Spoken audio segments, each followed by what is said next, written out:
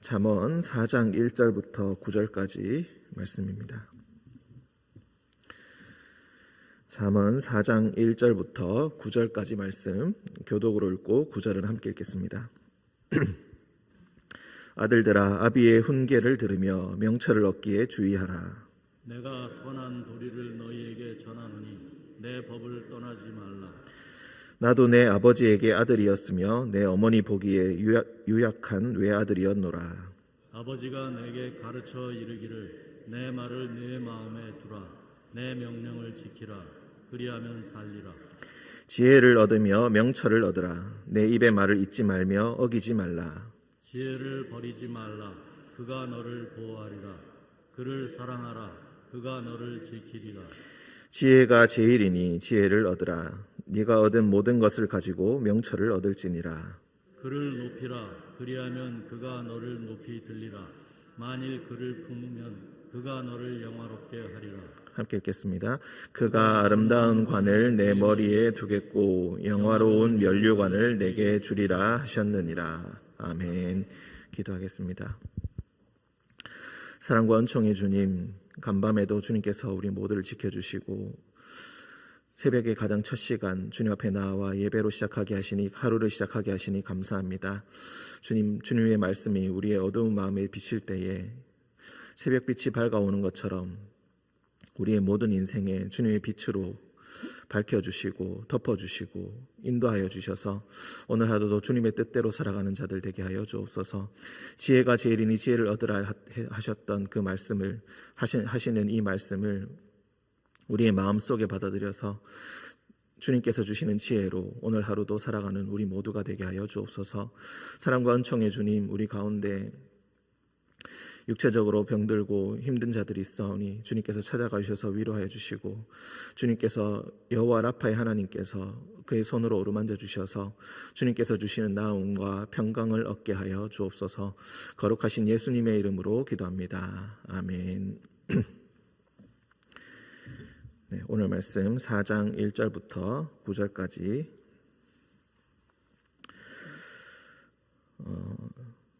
오늘 말씀을 보시면은 4장 5절에 보시면은 지혜를 얻으며 명철을 얻으라. 오늘 단락의 가장 한가운데 있는 말씀입니다. 지혜를 얻으며 명철을 얻으라. 이 말씀이 우리가 가장 핵심이라고 볼 수가 있겠습니다. 그런데 5절에 4장 1절부터 9절까지만 우리가 놓고 봤을 때 1절부터 4절까지는 지혜라는 말이 전혀 나오지 않고 있고, 5절부터 시작해서 이제 지혜라는 말이 핵심이 되고 있는 것을 우리가 볼 수가 있겠습니다. 먼저 4장 1절에 아들들아, 이 아들들이라는 말은 저번에도 언급했던 바와 같이 꼭 생물학적인 아들들 염두에 두는 것이 아니라 스승과 제자, 특히 제자들에게 하는 말이라고도 우리가 1차적으로 볼 수 있고, 더 나아가서는 후속에 우리 모든 세대들 이 글을 읽고 이 성경의 말씀을 읽고 지혜를 얻고자 하는 모든 자들에게 하는 말입니다. 약간은 남자 중심적으로 우리가 생각해 볼 수가 있겠습니다. 아들들아, 아비의 훈계를 들으며 명철을 얻기에 주의하라. 아비의 훈계, 그리고 명철, 그리고 2절에서 또 같은 말로 선한 도리라고 이야기합니다. 그리고 내 법을 떠나지 말라. 훈계와 명철, 그리고 사람의 선한 도리를 내가 너희에게 전하고 있으니 이것을 반드시 모두 다 지키고 절대로 떠나지 말아라. 그리고 3절에서 이렇게 이야기합니다. 나도 내 아버지에게 아들이었으며 내 어머니 보기에 유약한 외아들이었노라. 여기서 유약하다라는 이 말은 세상을 헤쳐나가는 세상을 살아가는 방법을 전혀 모르고 지혜가 없는 사람, 어린 사람, 그런 방법을 전혀 모르는 그런 사람을 이야기합니다. 나도 처음에 어릴 때 나도 이런 사람이었다. 나도 지금은 지혜로운 사람이지만 지금은 하나님의 법을 따라서 많이 성장했지만 나도 처음에는 누군가의 아들이었고 내 어머니가 보기에는 아주 유약해 보이는 그런 외아들이었다. 이 외아들이라는 말은 우리가 솔로몬을 가리킨다고도 볼 수 있겠지만, 외아들이라는 말이 형제가 없는, 도와줄 사람이 없는, 형제가 없는 그런 사람을 이야기한다. 나를 도와주고 나를 지지해줄 그런 사람이 없다, 그런 동기들이 없다라는 그런 의미로도 우리가 생각해 볼 수가 있겠습니다. 때로는 이 글을 읽는 사람이 세상에 혼자인 것 같이, 유약한 외아들 같이 그렇게 연약해 보이는 자들이라 할지라도, 너희가 반드시 지켜야 할 것, 아비의 훈계, 명철, 그리고 선한 도리, 그리고 나의 법이 있다면은 너희는 능히 이 모든 것들을 헤쳐나갈 수 있게 될 것이고 너를 성장시켜 줄 것이다. 4절, 아버지가 내게 가르쳐 이르기를 내 말을 네 마음에 두라, 내 명령을 지키라, 그리하면 살리라. 자, 여기서 우리가 이 그리하면 살리라라는 이 말이 조금은 특이하게 다가올 수가 있겠습니다.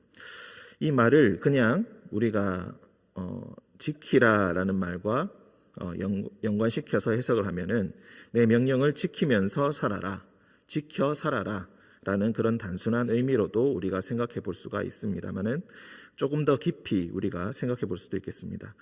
우리가 말씀을 한 군데만 찾아보도록 하겠습니다. 레위기 18장 5절입니다. 구약성경 레위기 18장 5절.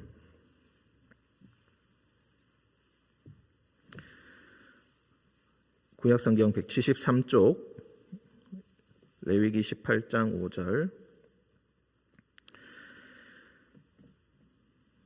18장 5절 찾으셨으면 우리 같이 한번 읽어보도록 하겠습니다.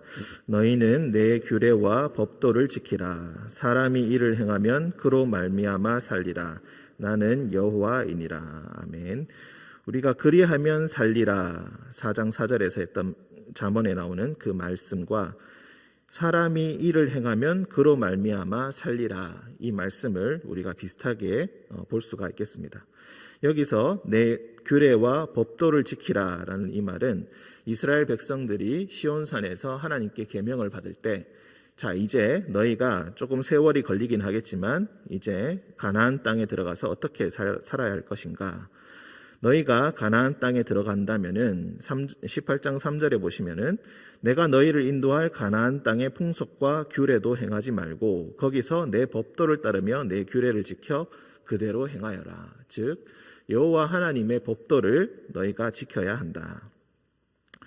너희가 하나님 앞에서, 하나님께서 애굽에서 너희를 건져주시고 그리고 자유를 주셨는데 새로운 땅에 데려가 주셨을 때 거기서 애굽의 풍속도 따르지 말고 가나안 땅의 풍속도 따르지 말고 여호와의 법도를 선택하여라.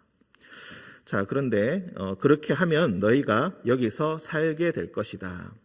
다시 오늘 말씀으로 돌아와서, 자, 여기서 우리가 이미 이제 이스라엘 백성들이 가나안 땅에 들어와서 이제 나라를 세웠습니다. 솔로몬의 강대한 나라를 세우고 난 이후에, 자, 그때 또 이후에 우리가 어떻게 살아가야 할 것인가, 이 지혜의 말씀, 아버지의 말씀을 너희 마음에 두고 내 명령을 지키라. 그리하면 살게 될 것이다. 여기서 살게 될 것이다 라는 이 말이 단순히 생존하다 라는 말의 의미를 넘어선다는 것을 우리가 짐작해 볼 수가 있습니다. 그래서 이 살게 될 것이다 라는 이 말씀이 구체적으로 무엇을 의미하는가, 그것이 바로 5절 이하부터 나오고 있다. 또다시 중심 단락으로 이제 지혜라는 말이 나오게 됩니다. 지혜를 얻으며 명철을 얻으라. 명철이라는 말은 지혜가 조금 더 원칙적인 것을 의미하고 명철이라는 것이 조금 더 실천적인 것을 의미한다고 그렇게 뉘앙스로 이해하시면 되겠습니다. 좀 더 실천적으로 우리가 살아갈 때 구체적인 상황에서 어떻게 적용할 것인가, 그런 의미로 우리가 생각해 볼 수가 있겠습니다. 내 입의 말을 잊지 말며 어기지 말라. 그 후에 6절부터 9절까지 이제 지혜를 얻으면은 어떻게 될 것인가. 그를 버리지 말라. 그러면 그가 너를 보호하게 될 것이다. 그를 사랑하라. 그가 너를 지키게 될 것이다. 그리고 7절에는 그래서 모든 것을, 지혜가 제일이니 지혜를 얻으라. 모든 것을 가지고 명철을 얻으라.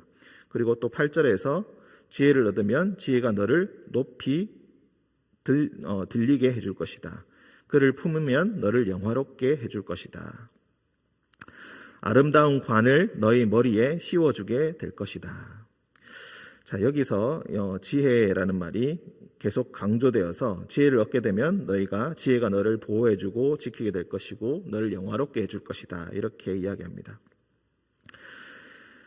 앞서 우리가 1장에서도 그렇고 1장 20절에서 33절에서도 그렇고 8장에 가서도 나오고 9장에서도 나오고 이 지혜라는 것이 여인으로 의인화되어서 나온다라는 말씀을 드린 바가 있습니다. 그리고 또 그에 대조되어서 음녀의 존재가 나옵니다. 뭐 이방 계집이란 말로도 쓰이기도 하고 음녀라는 존재로 나오기도 하는데, 여기서 이 말씀이 단순히 여인을 조심하라라는 그런 의미를 떠나서 지혜라는 말 자체가 여성화된 그런 말이라고 생각하시면 되고, 그리고 하나님의 법도를 여성화시켜서 의미한다고 생각하시면 되겠습니다. 지금 화자가 남자입니다. 3절에서도 나도 내 아버지에게 아들이었다. 자, 이제 결혼을 해서 이제 아내를 얻어야 되는데, 아내는 여러 여인을 한꺼번에 취하는 것이 아니라 그 중에 한 사람을 선택하여서 취합니다. 자, 어떤 여인을 얻을 것인가? 어떤 여인을 사랑해야 할 것인가? 마음속으로 사랑하고 그를 받아들이고 그렇게 살아가야 할 것인가? 그때 너희는 지혜로운 여인을 얻으라. 이 지혜라는 여인을 얻으라. 조금 더 종교적으로 생각한다면은 옛날에는 특히 가나안 땅에 여신들이 많이 있었습니다. 우리가 구약 성경에서도 아세라 여신, 이런 여신들의 이름들을 종종 볼 수가 있는데, 이런 여신을 숭배하는 이유가 무엇입니까? 여성이라는 것은 생산을 의미합니다. 그리고 풍요로움을 상징하고 포용해주고 사랑하는 것을 의미합니다. 그래서 사람들이 어떤 것에서 마음의 위안을 얻고 격려를 얻고 힘을 얻는가? 바로 여인들에게서 얻고 여신들의 존재를 통하여서 얻게 된다. 그래서 사람들이 우상에 빠지는 이유가 무엇인가? 마음이 공고하고 마음에 구멍이 난 것처럼 힘이 들 때에 나의 마음을 채워주는 듯한 그런 여성의 존재, 여신의 존재를 얻게 되었을 때 사람들은 마음의 위안을 얻고 우상들에게 빠져들게 된다. 하지만 이것은 잠언에서 이야기하는 바와 같이 그것은 음녀이고 너를 죽음으로 몰고 가게 될 것이다. 하지만 이 지혜를 얻으면은 너희는 살게 될 것이다. 그 지혜라는 여인을 얻었을 때에야 너희는 진실로 살게 될 것이다. 단순히 이 땅에서 생존하는 것을 넘어서 조금 더 질이 높은 삶, 진정 생명으로 이끄는 그런 삶을 살아가게 될 것이다. 그러니 다른 것에 눈을 돌리지 말고, 음녀에게 눈을 돌리지 말고 이 지혜를 얻기에 최선을 다하여라. 세상의 어떤 선택보다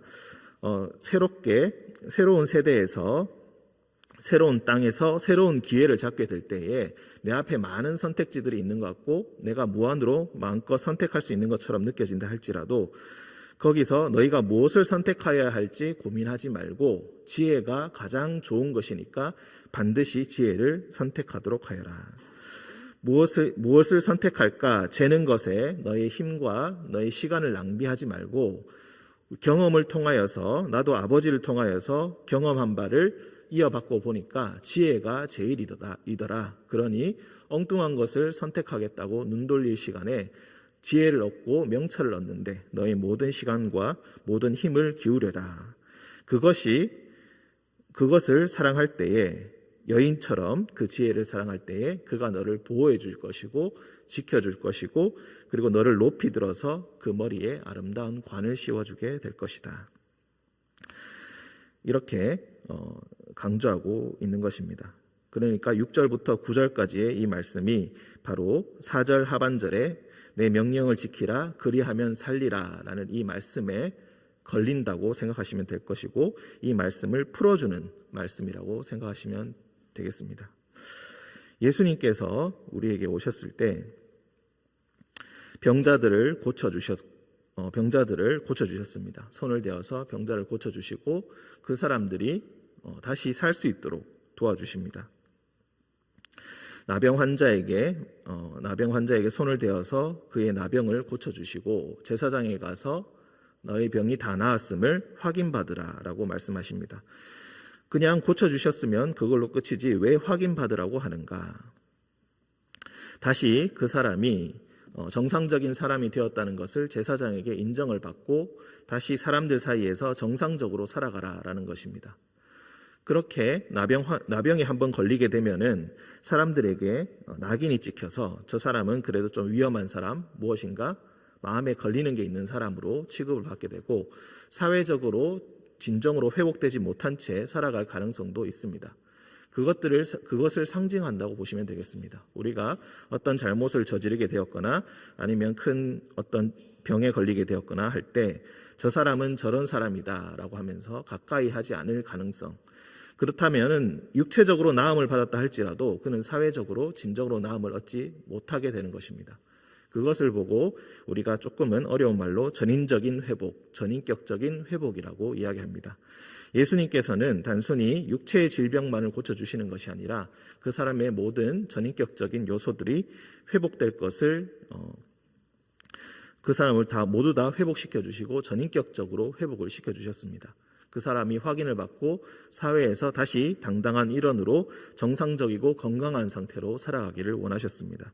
그렇게 그는 만나는 모든 사람들, 죄인들을 찾아다니시면서 그들의 병과 그들의 마음을 고쳐주시고 함께 살아가라, 함께 서로 사랑하라고 그렇게 말씀을 해주셨습니다. 이 지혜라는 말이 바로 여기서도 우리가 적용을 해볼 수가 있겠습니다. 지혜를 얻는 것이 어떤 것인가? 지혜라는 것이 단순히 우리 삶에 유익을 끼치는 것뿐만이 아니라 우리 모두에게 유익을 끼치고 그리고 사회를 건강하게 하고 나라를 부강하게 하고 우리의 모든 삶들이 그야말로 하나님 앞에서 살아가는 올바로 살아가는 그런 기초가 된다는 것을 말씀해 주고 계십니다. 우리는 가장 소중한 것을 우리의 자녀들에게 주기를 원합니다. 우리가 우리의 자녀들에게 가장 소중한 것 어떤 것을 줄 것인가?